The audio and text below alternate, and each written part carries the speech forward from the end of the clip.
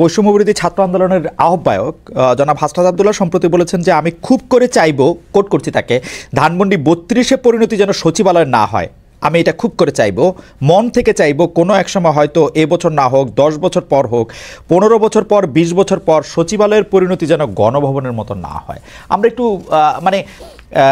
সচিবালয় আমলাদের জনগণের জন্য কাজ করার এবং জনগণের শক্তি অনুধাবন করারও শক্তি তিনি জানান।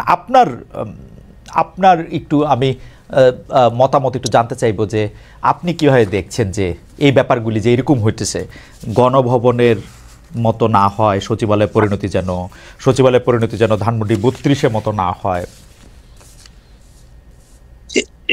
আমার মনে হয় এই বক্তব্যটা উনি দিয়েছেন, এটাতে এই জিনিসই স্মরণ করিয়ে দিতে চাচ্ছেন যে জনবিরোধী কার্যকলাপের সঙ্গে সম্পৃক্ত যদি হয় প্রশাসন যন্ত্র, এই ক্ষেত্রে আমি প্রশাসন যন্ত্রই বলবো, যে সচিবালয় প্রশাসন যন্ত্রের কেন্দ্রবিন্দু, সেখানে তারা যদি এখন এবং আগামী দিনে জনবিরোধী কাজকর্ম করেন তাহলে এই ঘটনার পুনরাবৃত্তি হতে পারে, সেটাই সম্ভবত উনি সতর্ক করে দিয়েছেন।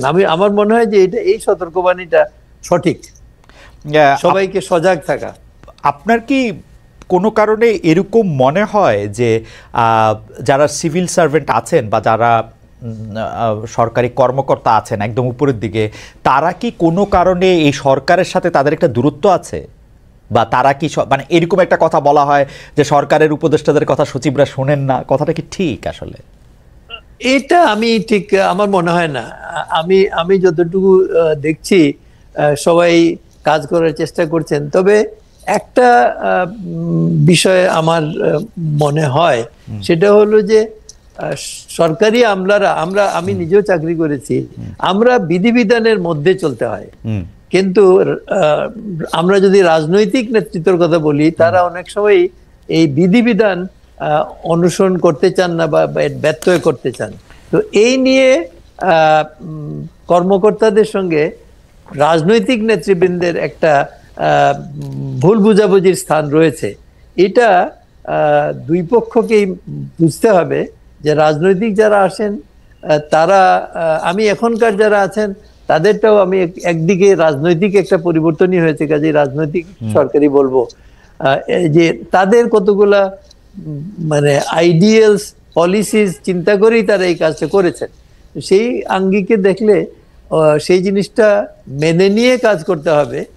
হয়তো সর্বক্ষেত্রে পূর্বে প্রচলিত আইনের বা বিধানের বা রীতিনীতির সঙ্গে কিছু ব্যত্যয় হতেই পারে, কিন্তু এটা আমার মনে হয় না যে এটাতে আকাশ ভেঙে পড়বে মাথায়। ওকে, আমরা এর আগে যত অরাজনৈতিক সরকার দেখেছি, আপনিও অরাজনৈতিক সরকারের উপদেষ্টা ছিলেন, এর আগে যত অরাজনৈতিক সরকার দেখেছি তাদের সাথে আমলাদের বা যারা সরকারের অ্যাডমিনিস্ট্রেটিভ সাইড পরিচালনা করতেন তাদের এত বিরোধের কথা বা এত মতান্তরের কথা শুনি নাই। এইবার যতটা শোনা যাচ্ছে, মাফ করবেন স্যার, এটার কি বিশেষ কোনো কারণ আছে? না না, ওইটা হলো আমরা যে মানে তত্ত্বাবধায়ক সরকারের যে কনসেপ্টটা ছিল, সেটা তো মাত্র ৩ মাস সময়ের বিষয় ছিল। কাজেই ওই ৩ মাস দিয়ে এখন যেটা চলছে এটা তো অন্তত ১-১.৫ বছর তো থাকবেই। কাজেই হয়তো আরো বেশিও থাকতে পারে, আমি জানি না, এটা এখন তো প্রেডিক্ট করা যাবে না। তো কাজেই এই দীর্ঘমেয়াদী যে সরকার, অবশ্যই এই দিক দিয়ে দেখলে ডক্টর ফখরুদ্দিনের সরকার ২ বছরের ছিল, কিন্তু তখন সেনাবাহিনী অ্যাক্টিভলি ইনভলভ ছিল। এখনকার সরকার কিন্তু ঠিক ওইভাবে সেনাবাহিনী দ্বারা পরিচালিত না। কাজেই এই একটা ব্যবধান আছে, কিন্তু আদারওয়াইজ আমার মনে হয় দীর্ঘমেয়াদী হওয়ার কারণে হয়তো কিছু কিছু সমস্যা হচ্ছে, বাট আর কিছুটা আছে যে এই সরকারে যারা আছেন তারা নিজ নিজ কর্মক্ষেত্রে সবাই অনেক অবদান আছে, এনজিও সেক্টরে কাজ করেছেন এবং আন্দোলনের মধ্যে যারা তারা জড়িত ছিলেন, কিন্তু তাদের যে প্রশাসনিক জ্ঞান বা দক্ষতা, এইটা আমার মনে হয় যে তারা সকলের মধ্যে পূর্ণ মাত্রায় নেই, আমি এভাবেই বলবো। বা এই রুলস প্রসিডিওর, গভর্নমেন্ট চলে রুলস অফ বিজনেস এর মাধ্যমে, তো এই রুলস অফ বিজনেস সম্পর্কে তো তাদের সকলের পূর্ণ মাত্রায় ধারণা থাকার কথা নয়। এই কারণে হয়তো কিছু ভুল বোঝাবুঝি হয় আর কি। আপনি রুলস অফ বিজনেসের কথা বলছিলেন জনাব চৌধুরী, কিন্তু আপনি দেখবেন যে সরকার আর্থিক সংকটে আছে, যেটা খোলাখুলি তারা স্বীকারও করছে। তার জন্য তারা ভ্যাট ট্যাক্সের মতো বিষয়ও বাড়িয়েছে বা বাড়ানোর প্রস্তাব করেছে বাজেটের আগে। এরই মধ্যে গত প্রায় 16 বছর ধরে বঞ্চিত এমন 764 কর্মকর্তাকে ভূতাপেক্ষ পদোন্নতি দিয়ে রোববার প্রজ্ঞাপন জারি করেছে জনপ্রশাসন মন্ত্রণালয়।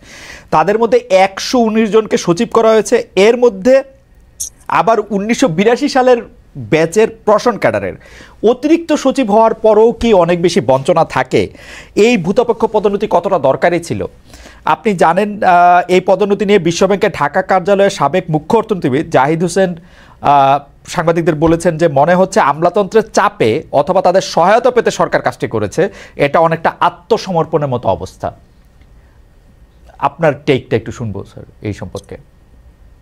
না, আমি নিজেও খুব মানে বিস্মিত হয়েছি যে এরকম প্রায় 300 কতজনের এইভাবে দেওয়া হয়েছে। বাট এইটা সত্য কথা যে আপনার যারা এটা পেয়েছেন সুবিধাটা, তারা বঞ্চিত হয়েছিলেন। এখন বলা যেতে পারে যে অতিরিক্ত সচিব হওয়ার পরে বঞ্চিত হওয়া কি এটা কতটা গ্রহণযোগ্য? হ্যাঁ, অবশ্যই একজন যদি ক্যারিয়ার পাথ দেখা যায় এবং দেখা যায় যে সে সার্বিকভাবে সচিব হয়েই রিটায়ার করত, তাকে যদি হঠাৎ অতিরিক্ত সচিব পর্যায়ে আটকে দেওয়া হয়, তাইলে বুঝতে হবে যে কোনো কিছু ওই লেভেলে ডিসিশন মেকিং এ কোথাও সে কারো বিরাগভাজন হয়েছে বলে এটা করা হয়েছে। তো এইটা আমার মনে হয় একদিক দিয়ে ন্যায় বিচারের দিক থেকে দেখলে এটা সঠিক আছে। তবে বর্তমান আর্থিক সংকটের কথা বিবেচনা করেই হয়তো সরকার যেটা করেছেন যে তাদের অর্ধেক টাকা, তারা কেউই চাকরিতে পুনর্বহাল হবেন না, কিন্তু নোশনালি তারা যে জায়গায় যেতে পারতেন সেই জায়গায় তাদেরকে ধরে নিয়ে তাদের বেতনটা দেওয়া হবে 2 ভাগে। 1 ভাগ দেওয়া হবে এই ফাইন্যান্সিয়াল ইয়ারে, আর বাকি 50% দেওয়া হবে পরবর্তী ফাইন্যান্সিয়াল ইয়ারে। এইটাই বোঝা যায় যে সরকার সব দিক সজাগ থেকেই এই পদক্ষেপ সিদ্ধান্তটা নিয়েছে।